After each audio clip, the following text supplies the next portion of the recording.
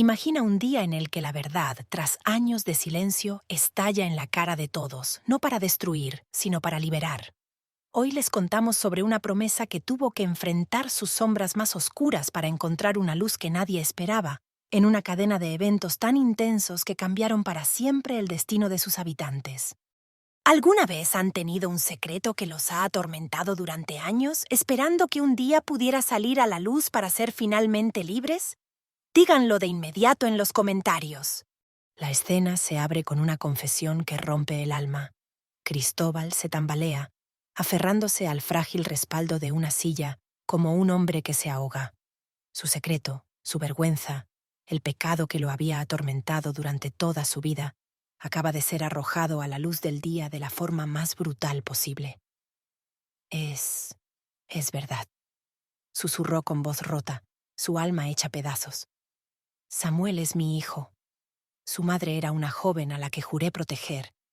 Y le fallé. Le fallé a ella y le fallé a Dios. Y su presencia aquí es mi penitencia andante. Se derrumbó en la silla, su cuerpo sacudido por espasmos de una culpa demasiado tiempo reprimida. Pero si pensaban que este era el final para él, se equivocaron. Fue solo el comienzo de una cadena de eventos que lo transformó todo. Mientras una vida se derrumbaba, otra se preparaba para una batalla. En el otro extremo de la finca, Manuel había decidido que era el momento de actuar. Armado del conocimiento obtenido por su sexto sentido, que había notado el misterioso y amenazador sobre de los de Alvear, se presentó de nuevo en el despacho de Leocadia, cuya expresión era un muro de hostilidad. «Le dije que el asunto estaba resuelto, Manuel», replicó como si quisiera noquearlo con la mirada. «No lo está», respondió él con una calma que lo sorprendió incluso a sí mismo. «Vi el sobre. Sé que los de Alvear la están amenazando. No sé con qué, y no tiene por qué decírmelo si no quiere, pero quiero que sepa que no está sola». Ante esas palabras, las defensas de Leocadia se desintegraron, como un castillo de arena ante una ola. Las lágrimas rodaron por su rostro. «Saben algo sobre mi difunto esposo. Un error que cometió hace muchos años. Me exigen que bloquee cualquier expansión de nuestra empresa, o lo harán público. Destruirían su memoria».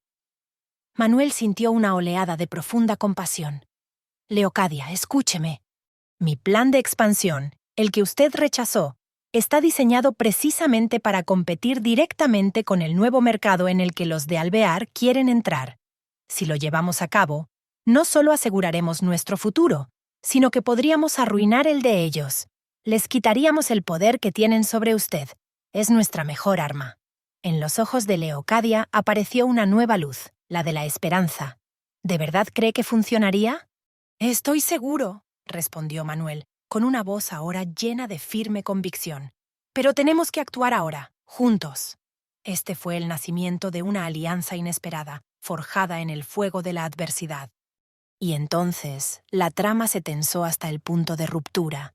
Ricardo había enviado su carta al amanecer con un mensajero de confianza.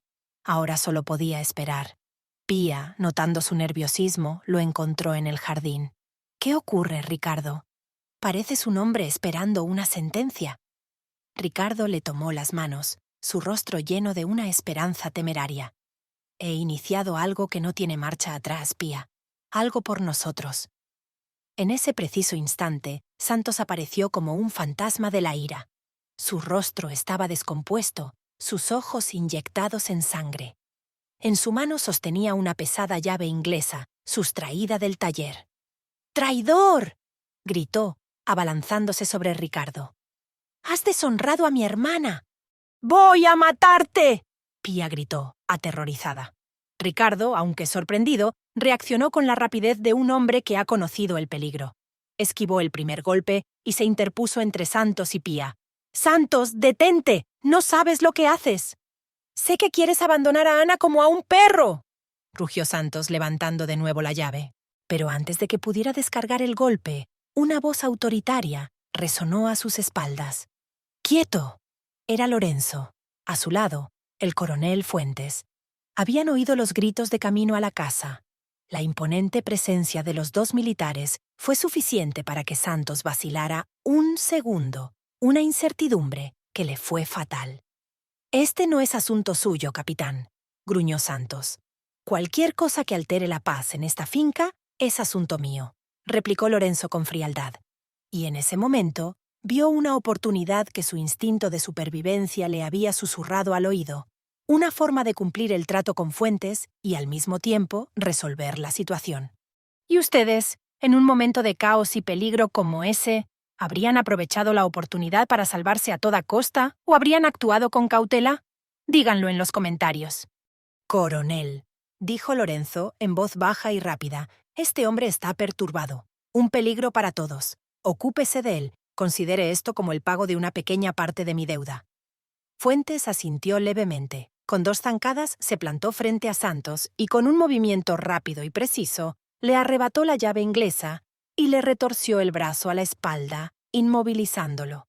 Usted vendrá conmigo, muchacho. Tenemos muchas cosas de las que hablar. Santos, reducido e impotente, fue arrastrado por el coronel, maldiciendo y profiriendo amenazas que se perdieron en el aire. Ricardo y Pía se quedaron solos, temblando por la impresión.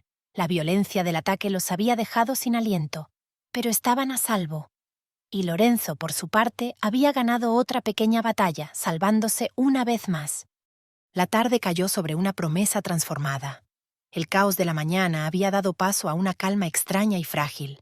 Las revelaciones habían actuado como un bisturí, extirpando los tumores del secreto y la mentira, aunque el proceso había sido doloroso y sangriento.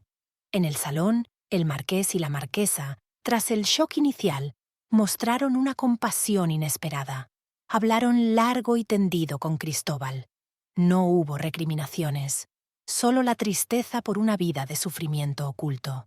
Decidieron que Samuel se quedaría, no como un sirviente, sino como un protegido de la familia, y que se le daría la oportunidad de conocer a su padre, un hombre roto que ahora por fin tenía la oportunidad de empezar a sanar. Cristóbal, sentado junto a su hijo por primera vez, le tomó la mano. No hubo palabras, solo el contacto de piel con piel, un puente tembloroso sobre un abismo de años perdidos. Era el comienzo de un perdón difícil, pero un comienzo, finalmente. Curro, al enterarse de lo sucedido, buscó a Ángela. La encontró en el jardín donde Pía le había aconsejado que fuera a reflexionar. Con el corazón en la garganta, le contó su versión de la historia. Le explicó su miedo a perderla, su torpeza al buscar consejo y el profundo arrepentimiento que sentía. Ángela lo escuchó en silencio, y esta vez sus ojos no eran un muro. Vio la sinceridad en su rostro, el dolor en su voz, y recordó las palabras de Pía. Lentamente asintió. «Te perdono, Curro», susurró, y al hacerlo sintió como si un peso inmenso se levantara de su propio corazón. En el despacho, Manuel y Leocadia trabajaban codo a codo sobre los planos y las cifras. La amenaza de los de Alvear se había convertido en su grito de guerra. Leocadia, liberada del peso del chantaje, había recuperado su astucia y su visión para los negocios. «¡Hagámoslo, Manuel!», dijo con una sonrisa, la primera que él le veía en mucho tiempo. «Vamos a construir un imperio, y vamos a aplastar a los de Alvear».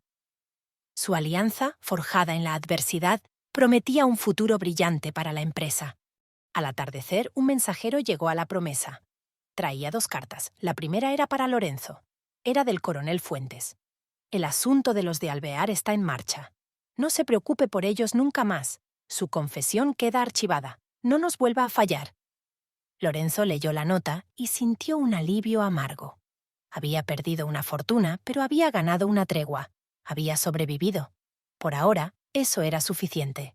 La segunda carta era para Ricardo. Procedía del arzobispado de Sevilla. Con manos temblorosas rompió el sello.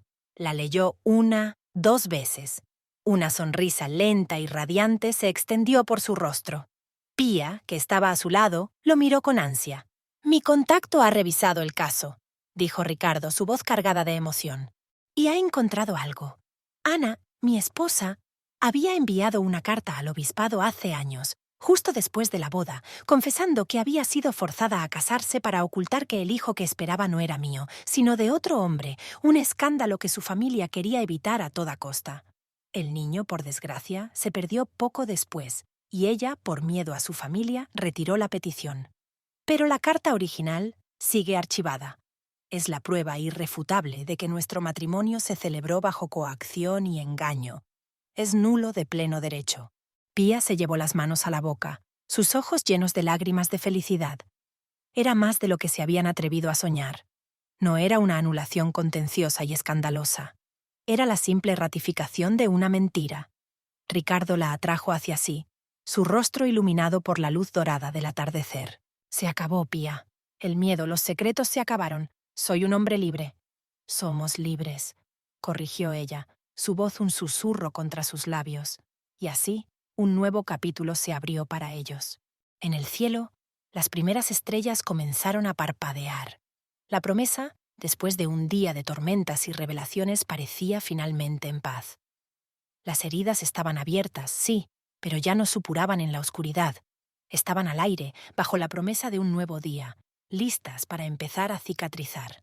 Para todos, en sus vidas complicadas y diferentes, el futuro, que horas antes parecía un callejón sin salida, se abría ahora como un horizonte lleno de posibilidades.